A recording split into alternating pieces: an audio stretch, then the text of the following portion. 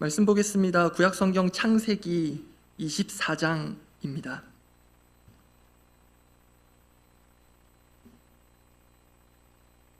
창세기 24장 1절부터 9절 말씀입니다.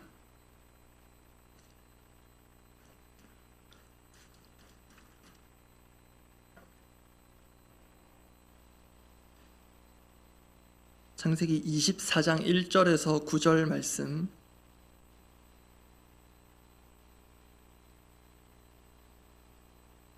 제가 먼저 1절 읽겠습니다. 아브라함이 나이가 많아 늙었고 여호와께서 그에게 범사에 복을 주셨더라. 자기의 소유를 맡아 보는 늙은 종에게 말하여 내가 너에게 하늘의 하나님 땅의 하나님이신 여호와를 가리켜 맹세하게 하노니 너는 내가 거주하는 이 지방 가나안 족속의 딸 중에서 내 아들을 위하여 아내를 택하지 말고 내 고향 내 족속에게로 가서 내 아들 이삭을 위하여 아내를 택하라. 종이 이르되 여자가 나를 따라 이 땅으로 오려고 하지 아니하거든 내가 주인의 아들을 주인이 나오신 땅으로 인도하여 돌아가리이까. 아브라함이 그에게 이르되 내 아들을 그리로 데리고 돌아가지 아니하도록 하라. 하늘의 하나님 여호와께서 나를 내 아버지의 집과 내 고향 땅에서 떠나게 하시고 내게 말씀하시며 내게 맹세하여 이르시기를 이 땅을 내 씨에게 주리라 하셨으니 그가 그 사자를 너보다 앞서 보내실지라 내가 거기서 내 아들을 위하여 아내를 택할지니라. 만일 여자가 너를 따라오려고 하지 아니하면 나의 이 맹세가 너와 상관이 없나니 오늘 내 아들을 데리고 그리로 가지 말지니라. 함께 읽습니다. 그 종이 이에 그의 주인 아브라함의 허벅지 아래에 손을 넣고 이 일에 대하여 그에게 맹세하였더라. 아멘. 말씀 살펴보기 전에 먼저 드릴 말씀이 있습니다. 오늘 수요기도회 설교가 저에게는 마지막입니다. 제가 개인적으로 사정이 있어서 그런 게 아니고요. 10월부터는 여러분이 고대하시는 대로 담임 목사님께서 직접 수요기도에 인도를 해주시게 되고요. 그래서 저희 부목사 3명 이제 오늘, 다음 주, 그 다음 주 한 번씩 설교가 남았는데요. 제가 먼저 마지막 설교를 하게 되었습니다. 그래서 시원섭섭한 약간 그런 느낌이 있는데요. 혹시 오해하실까봐 다시 말씀드리겠습니다. 섭섭은 하나도 하지 않고요. 시원만 합니다. 그래서 여러분은 아무도 마지막이 아닌데 저 혼자 마지막이어서 그런지 이상하게 이번 수요기도회 준비를 하면서는 힘이 많이 들어가는 것 같았고 그래서 혼자 괜히 비장해지는 것 같은 그런 느낌도 들었습니다. 그래서 혹시 여러분 들으실 때 조금 부담스러우시거나 좀 불편하신 느낌이 있다면 좀 양해를 구하겠습니다. 오늘 본문이 포함된 창세기 24장은 이삭의 아내를 구하는 이야기입니다. 사실 처음엔 이 본문을 언뜻 보고요. 일종의 의구심 같은 것이 들었습니다. 이삭의 아내를 찾는 이야기가 지금 우리 공동체에게 어떤 의미가 있을까? 결혼 예비 학교 이런 데 어울리는 본문이 아닐까?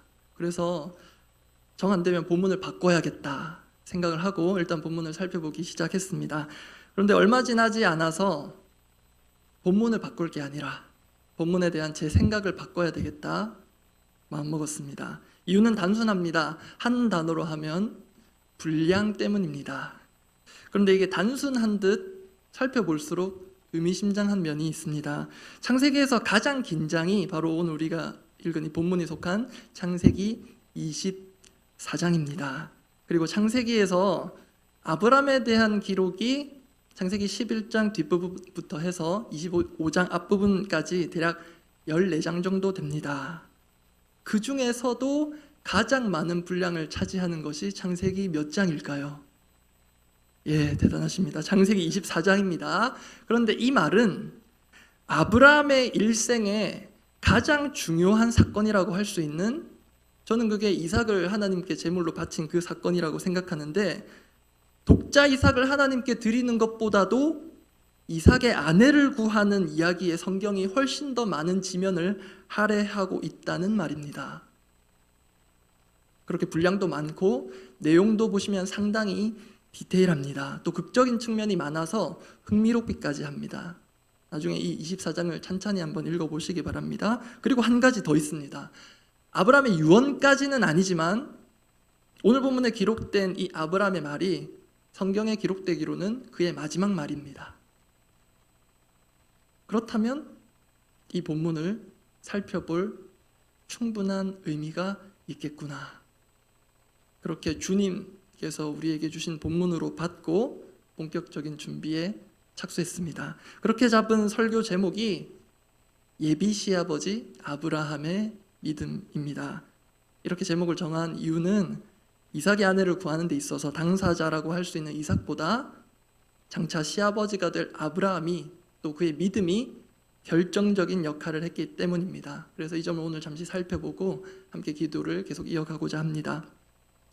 혹시 여러분은 결혼 전에 배우자를 위한 기도 해보셨습니까? 저는 어렸을 때부터 배우자를 위한 기도를 해야 한다. 이왕이면 일찍 하는 게 좋다. 그런 얘기들을 주변에서 많이 들었습니다. 실제로 지금 저희 청소년부 아이들 중에요. 제 기독교 대안학교를 다니는 아이인데 벌써부터 배우자를 위한 기도를 해야겠다. 또 하고 있는 친구가 있습니다. 얘기를 들어보니까요. 그 친구도 그렇게 들었대요. 학교 선생님한테 배우자를 위한 기도는 일찍 하는 게 좋다. 또 이왕이면 구체적일수록 좋다. 그래서 이 친구가 배우자를 위한 기도 제목을 한 50가지는 해야 할 것 같다고 하더라고요. 그래서 나중에 이 아이 결혼식에 꼭 가야 되겠다 싶었습니다. 그런데 우리가 결혼의 당사자라고 할 때는 배우자를 위한 기도인데요. 혹시 예비 장인, 장모로서 예비 사위를 위한 기도 또는 예비 시아버지, 시어머니로서 며느리를 위한 기도 하시는 분 있습니까?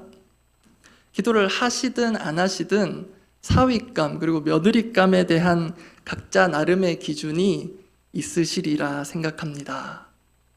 웃긴 건 저도 그런 생각을 자주 합니다. 어떤 사람이면 내 아들, 내 딸을 내줄만 할까? 참고로 저희 집 아들이요 만 3살이고요 둘째 딸이 이제 만 2살이 됩니다. 어제 저녁에 집에서 아이들 둘을 같이 목욕을 시키면서 속으로 이런 생각을 했습니다. 아들아, 넌 나중에 엄마 같은 사람을 만나거라. 그리고 딸에게는 속으로 딸아, 넌 아빠 같은 사람 만나면 나중에 피곤할 거야. 그런 생각을 했습니다. 그런데 오늘 본문에 아브라함 역시 아들 이삭의 아내가 될 사람 그리고 자신에게는 며느리가 될 사람에 대해서 어떤 기준을 갖고 있었다는 것이 확인됩니다. 물론 우리와는 수준이 조금 달라 보입니다.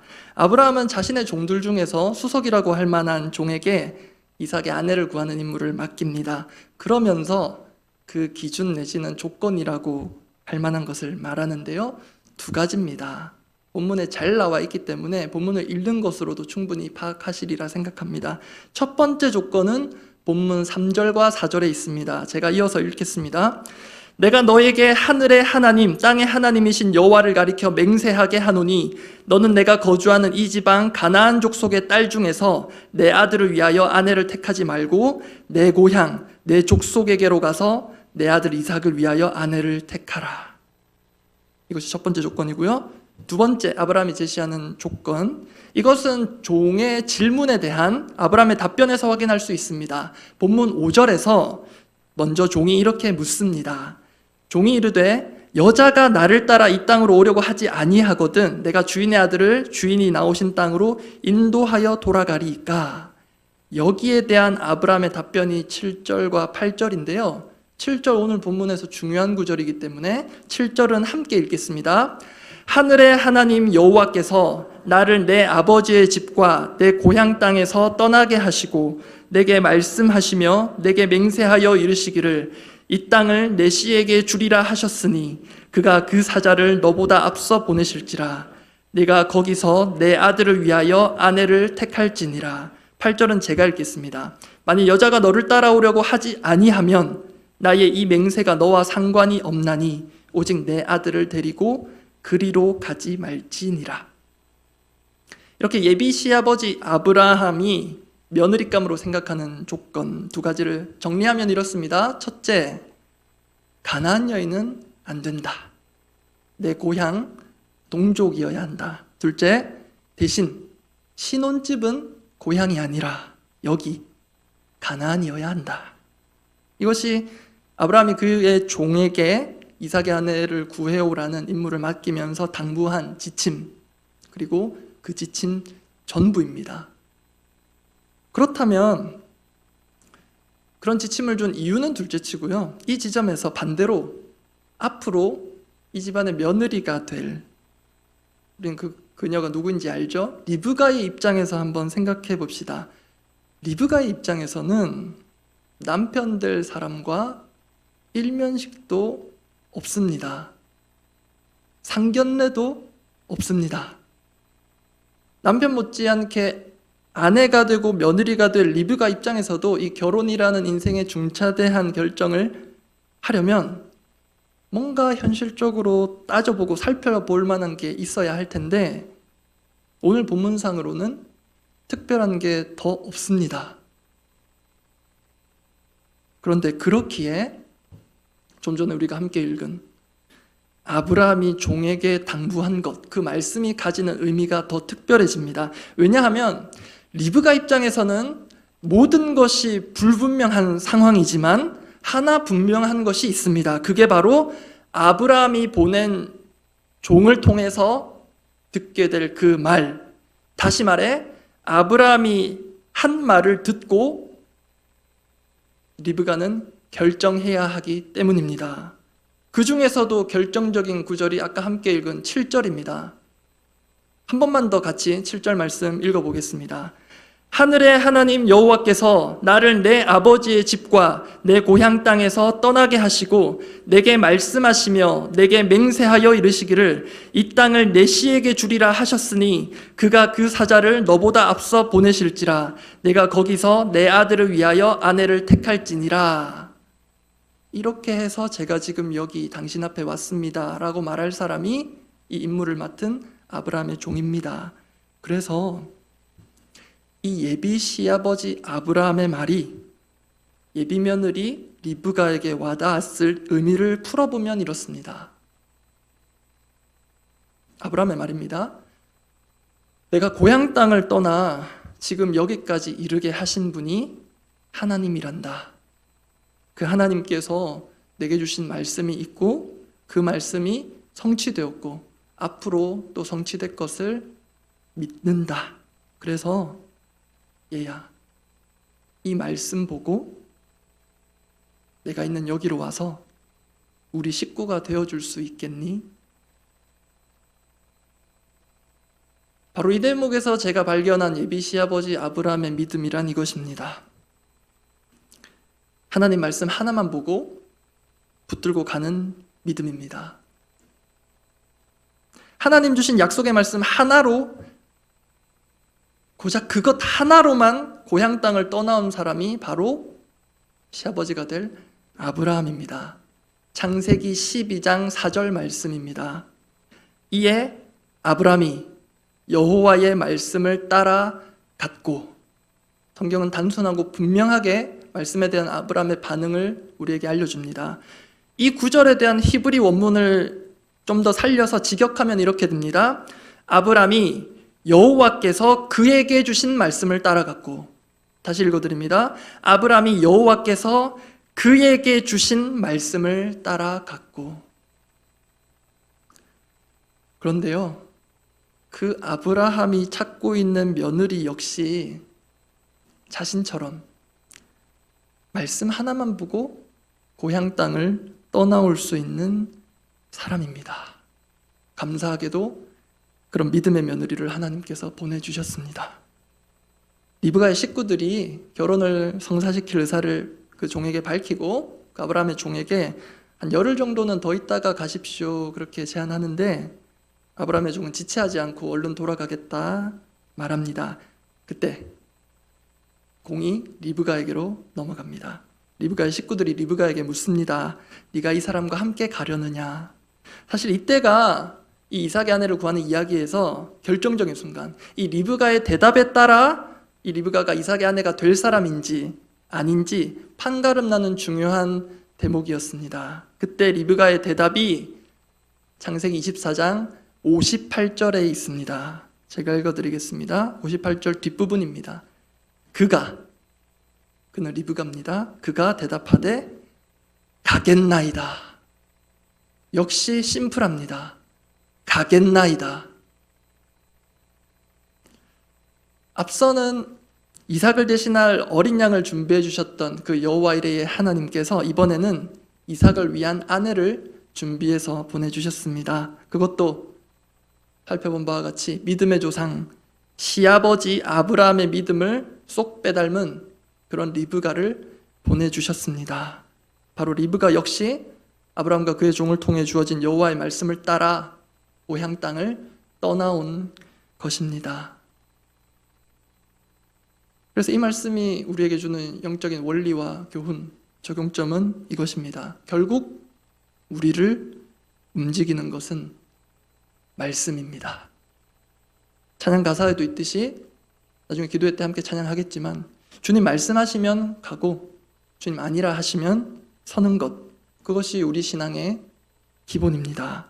특히 오늘 본문에서처럼 결혼과 같은 인생의 중요한 결정의 순간일수록 그럴 때일수록 하나님의 말씀이 우리의 최종적이며 최고의 권위이자 기준이 되어야 하겠습니다. 그런데 어떻게 보면은 새롭지 않은 적절한 표현일지는 모르겠으나 진부한 말씀일 수 있는 말씀이 우리의 기준이어야 한다. 말씀대로 가고 서야 한다. 이것 하나님께서 주시는 도전은 이것입니다. 그런데 정말 그러하니입니다. 정말 우리에게 최종적이고 최고의 권위와 기준이 되는 것이 말씀입니까? 정말 말씀이 나의 가고 서는 것을 실제로 결정하고 있습니까? 아니면 그 말씀의 자리에 다른 그 무엇이 자리를 잡고 우리의 결정을, 우리의 가고 섬을 좌지우지합니까?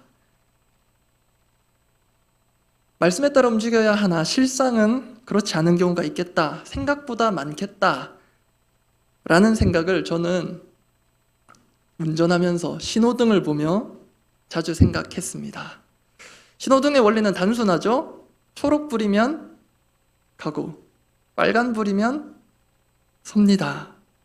그런데 그렇게 분명한 가고서는 이 땅의 원리도 상황에 따라 지키지 못하거나 지키지 않을 때가 종종 있습니다. 긴급한 경우를 제외하고는요, 운전자의 상황과 판단에 따라 심지어 빨간불에도 빨간불은 조심해서 가는 거야. 눈치 보며 요령껏 카메라 없으면 그렇게 갈 때가 있습니다. 근데 그럴 때 저는 제 모습을 보며 그런 생각을 합니다. 초등학생도 다 아는, 심지어 저희 집 3살짜리 아들도 아는 그 신호등 원리, 초록불이면 가고 빨간불이면 서는 것도 우리가 임의로 어길 때가 많은데, 눈에 보이지 않는 하나님의 말씀, 때로는 이게 가라고 하시는 말씀인지 서라고 하시는 말씀인지 마치 신호등의 노란불 같은 말씀 앞에서 과연 우리가 말씀이 이끄는 대로 가고 설 수 있을까? 가고 서고 있을까? 그런 질문을 스스로에게 종종 하게 됩니다. 말씀에 따라 움직여야 하나 그렇게 알고는 있으나 실상은 그렇지 않은, 그러나 그렇게 넘어가기엔 너무나도 중요한 인생의 순간들이 우리에게 많이 있습니다. 그 중에서 2가지만 실제 사례를 가지고 우리의 모습을 한번 돌아보고자 합니다. 먼저는 저의 결혼 에피소드입니다. 본문에서 아브라함은요, 결혼이라는 문제에 있어서도 그가 받은 말씀을 믿음으로 반영하고 적용시켰습니다. 그 원리로 저의 결혼 과정을 한번 돌아보게 되었습니다. 사실 저는 앞서 배우자를 위한 기도 말씀드렸지만 배우자를 위한 기도에 그렇게 공을 들이지 못했습니다. 특히 오늘 말씀을 통해 볼 때 부끄럽지만요, 저는 결혼을 앞두고 하나님께로부터 오는 어떤 분명한 말씀이나 메시지를 구하지도 않았습니다. 그렇다면 제가 겸허히 인정해야 하는 것은 결혼이라는 인생의 중요한 순간 앞에서 저는 말씀 외에 다른 것을 더 우선적인 기준, 인간적인 조건 삼아 판단하고 움직였다는 것입니다. 그것이 무엇인지는 더 기르지 않기에 나누지 않겠습니다. 그렇다면 결혼이 무효인가? 그럴 리가요. 저는 하나님께서 리브가보다 더 아리따고 지혜로운 믿음 좋은 아내를 보내주셨음을 믿어 의심치 않습니다. 말씀에 따라 움직여야 하나 실상은 그렇지 않은, 그러나 그러기엔 너무나도 중요한 인생의 여정. 두 번째는 교회입니다. 구체적으로 말하면 교회를 정하는 문제입니다. 여기 계신 분들 중에 일부는 더사랑교회에 처음 오셔서 새롭게 정착하고 계신 분들도 있겠고요. 대부분은 우리 영혼의 고향이라고도 할 수 있는 분당 우리 교회를 떠나왔습니다. 그런데 사정은 다르겠지만 원리는 같습니다. 무엇이 여러분을 이 새로운 더사랑교회에서 신앙생활을 해야겠다 등록하고 결정하게 만들었습니까? 그리고 무엇이 여러분을 그 좋은 분당 우리 교회에서 떠나오게 했습니까? 하나님께서 주신 말씀, 아브라함이 그에게 주신 여호와의 말씀을 따라간 것처럼 막연한 그리고 큰 말씀 넘어서 하나님이 나에게 특별히 주신 말씀, 혹시 그 말씀이 우리를 이끌게 했습니까? 아니면 말씀 외에 말씀 아닌 그 무엇이 지금 이 자리에 오기까지 우리 각자의 결정을 이끌었습니까? 죄송하고 부끄럽지만 이 점에 있어서도 전 솔직히 최종적인 결정을 말씀 앞에서 하지 못했던 것 같습니다. 그렇다고 제가 하나님 말씀을 아주 떠나 결정한 것은 아니었습니다. 제 나름의 성경적 기준이 있긴 했지만요, 제게 그것 못지않게 어쩌면 그것보다 더 크게 다가온 요소가 분명 있었습니다. 그것은 분당 우리 교회라고 하는 일종의 네임밸류였습니다. 나도 잠시지만 분당 우리 교회를 경험할 수 있겠구나. 그 탁월한 이찬수 목사님을 가까이서 뵙고 배울 수 있겠구나. 물론 여러분 이게 잘못이라고만 할 수는 없겠죠. 그렇지만 제가 순전하게 말씀에 따라 움직였다고만은 할 수 없는, 오늘 본문의 아브라함처럼 순수하게 또는 리브가처럼 말씀만 보고 가는 믿음이라고는 할 수 없다는 것은 인정해야 하겠습니다.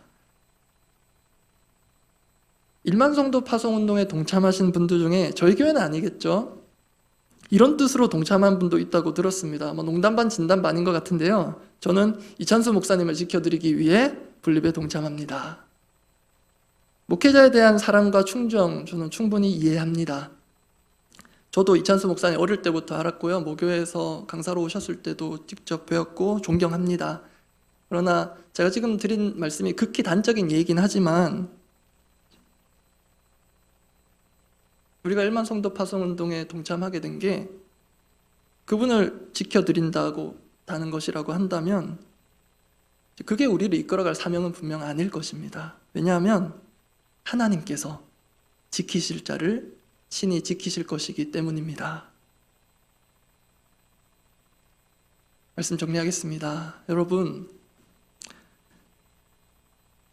인생 가운데 또 우리 인생 가운데 여기까지 있게 한, 여기까지 우리를 이끌어온, 그리고 앞으로 이끌어갈 말씀이 있습니까? 만약에 없는 것 같다면, 없이 여기까지 열심으로 온 것 같다면 지금도 늦지 않았습니다. 지금부터 구하고 찾고 두드립시다. 그리고 주신 말씀이 분명히 있지만 말씀 하나만 보고 그것 붙들고 우직하게 가고 또 멈춰설 믿음이 부족할 수도 있습니다. 역시 함께 구하고 찾고 두드립시다. 주님, 우리에게 말씀을 주십시오. 단, 여러분, 막연한 말씀이 아닙니다. 내 인생을 싣고 우리의 전 존재를 걸기에 전혀 아깝지 않은 다른 모든 좋은 요소들이 있지만 내 눈에 들어오지 않게 만드는 그 당신의 말씀을 주시고 그 말씀에 우리의 모든 것을 담아내며 살아낼 수 있는 믿음을 주십시오. 이것이 오늘 우리의 기도가 되기를 원합니다.